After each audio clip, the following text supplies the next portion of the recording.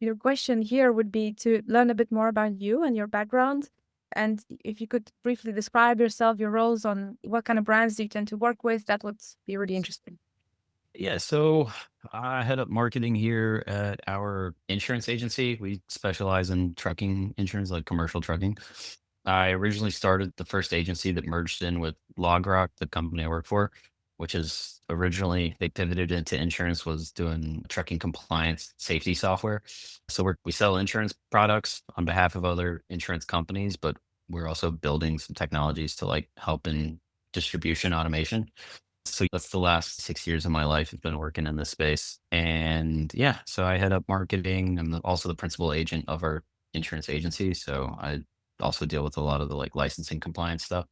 But yeah, Cool. Yeah, that's really cool. And when was the last time you had to implement organic content campaign as for growth strategy? that's something that's a constant thing I'm working on. I started the insurance agency by myself, literally out of my garage at home.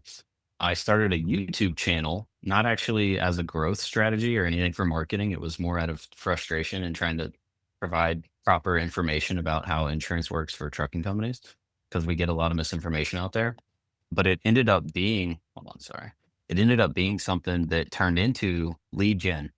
And I kept doing the YouTube channel. I literally just recorded a video yesterday. Want to do a lot more with that. But yeah, the YouTube channel, literally just sharing how to's and information about how insurance works in the trucking space. It's really cool. We keep track of all our different marketing channels, lead gen channels, and YouTube is interesting because we're monetized on there and we get paid. Everything else has a cost to it, but YouTube is my time would be a cost factor, but that's divided. But YouTube pays us, so it's cool. We built out a lot of affiliate partnerships too, which make it like exponentially good. But yeah, so YouTube, original content there. That's one thing. We have a bunch of referral partnerships where other people that support trucking companies refer us customers because the insurance and trucking is complicated. There's a lot of regulatory hoops to jump through and understanding how all that works in trucking operation. It's a lot. Makes sense. And in those steps you mentioned, are there any specific steps you take? I really like to understand what's going on with our customer base, our target audience. I'm in a bunch of Facebook groups. I go to different conferences and different associations just to understand like what are our target audience, our customer base going through, right? What's the day to day like? And trending topics, new regulation's a huge thing for trucking. So what's coming down the pipeline of regulation? That's something I try to stay on top of and have a good pulse on. That is one of the most important things to do is stay on top of current events in the industry, right? And all of that goes into content creation. So be relevant, hit the hotkeys, the keywords, show up for SEO. And that's another thing. So like for every video I make, I normally do a blog post on one or many of our websites and do all the backlinking, all that. There's a whole process to it. So the video content is always layered, right? No one really cares about insurance until it's a problem, right? And they get in a claim scenario or someone's asking for proof of insurance for them to make money, book loads, do their job. Otherwise, people don't want to pay for it and they don't want to think about it because it's too complicated. If I was only going to make videos about insurance, no one would watch them. But if I hit a current event, especially a hot topic, and then back into insurance with that video, then people are interested and will learn. That's the only way to do it that I've found it. So if you have a product or service that's not top of mind, but is important, find things that are important and make your product or service relevant to it. That's been a huge success for us. At one point, we only wanted to work with customers that were coming from watching the YouTube videos.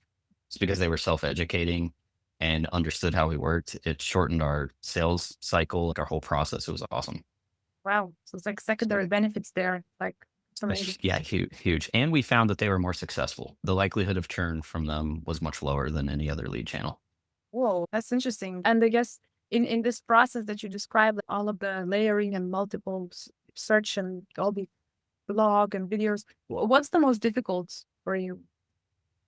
Finding time to get in front of the camera and make it happen. That's one of the biggest struggles. In the past, we've gone through several growth phases. There have been times where I was really consistent on content creation and not only posting like YouTube, but also our Facebook page, Instagram, all the other social outlets. But yeah, that's the biggest challenge is just And staying consistent. a lot to do. On the flip side, what's the easiest? I would say the easiest thing is actually coming up with ideas for content for marketing in general. There's so much I need customers to know. And there's so many scenarios we run into where it's, man, I wish customers or potential prospects knew about this or that. The ideas for the content and the marketing. So that's the easiest part. I've got endless notes of ideas for marketing and content creation. It's just finding time. If you had unlimited resources like time, people, money, what would you do? Oh man, it's funny. When the YouTube channels first started really working and we were generating like a lot of customers off of it, at one point I really considered not selling insurance and just doing content creation because the affiliate partnerships and everything else was making more money at first. Obviously, now the insurance is substantially huge compared to any other revenue stream we have. I would do content creation all day, every day. Wow, Yeah. amazing. So yeah, it's fun. Okay. I'm sure we're moving to a contemplate economy. It's the best prospect procurement because you're targeting people 24/7 too. And normally in a sales cycle, you have to do the introductions and building trust and like getting past objections. You skip all of that when you have content, right? You go straight to, and we also, because we're automating things, we have this online quoting that produces everything, sends everything automated at this point. So all we need to do is talk to the customer, verify some information, take their payment, and tell them to have a good day, and then help them on the back end with service work. We skip all of that regular sales cycle stuff. That's It's amazing. really cool. I always tell people that it's a salesperson that doesn't sleep, doesn't need salary, like you're saying, Yeah. 24/7. And I guess, is there anything else you would share in the in while we're in this like thought space? Is there anything else you would share? General marketing type stuff.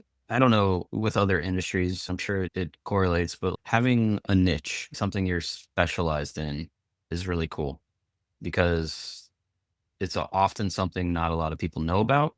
So you can easily share a lot of information, whatever marketing outlets you have, right? Sharing information is key.